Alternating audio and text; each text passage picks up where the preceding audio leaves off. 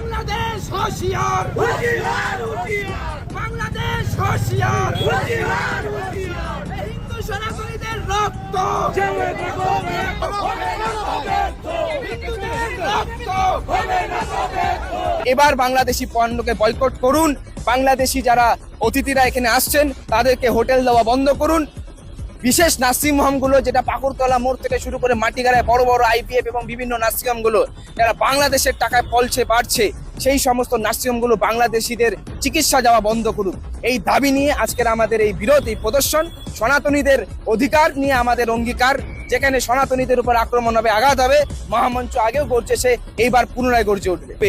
আমরা সরকারের কাছে দাবি জানাচ্ছি, রাজ্য সরকার ও কেন্দ্র সরকার অবিলম্বে বাংলাদেশি পণ্য বয়কট করার সরকারি ঘোষণা করুক। হোটেলগুলো সাবধান হয়ে যান, বাংলাদেশি যাতে না দেখা যায়। অবিলম্বে বাংলাদেশিদের বয়কট করুন, নয়তো আমরা কিন্তু বৃহত্তর আন্দোলনে নামবো এর পরবর্তীতে। এখন বাংলাদেশে যারা সংখ্যাগরিষ্ঠ তারা প্রমাণ করলেন যে তারা মানুষ নয়।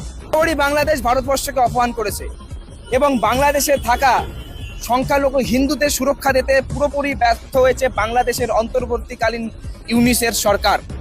গতদিনে যে ছবি সারা বিশ্বের কাছে তুলে আমরা দেখেছি সোশ্যাল মিডিয়ার মাধ্যমে, তা কিন্তু সত্যি একটা ভয়ঙ্কর দৃশ্য।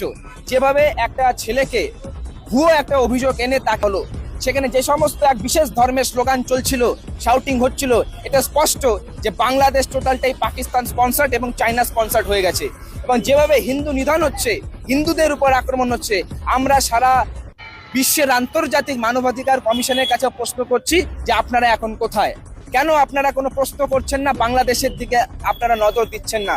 আমরা বলতে পারি all eyes on Bangladesh, save Bangladeshi Hindus.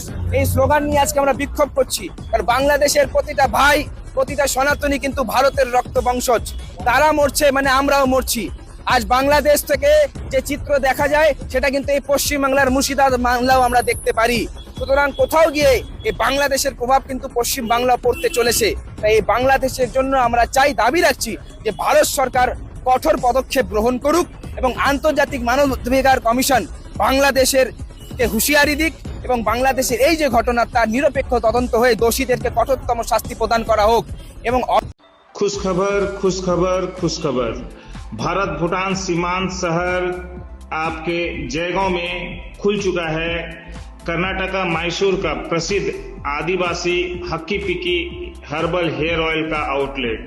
आप किसी भी प्रकार के बालों की समस्या हो, बाल झड़ना, बाल ना बढ़ना, बालों की लंबाई इत्यादि संबंधी समस्याओं को लेकर आप शीघ्र ही संपर्क करें। हमारा पता है आदिवासी हक्की पक्की हर्बल हेयर ऑयल सेंटर, अनमोल होटल बिल्डिंग, जयसवाल मेडिकल का ग्राउंड फ्लोर, अग्रेशन रोड यानी लिंक रोड, भूटान गेट के नजदीक, जयगांव।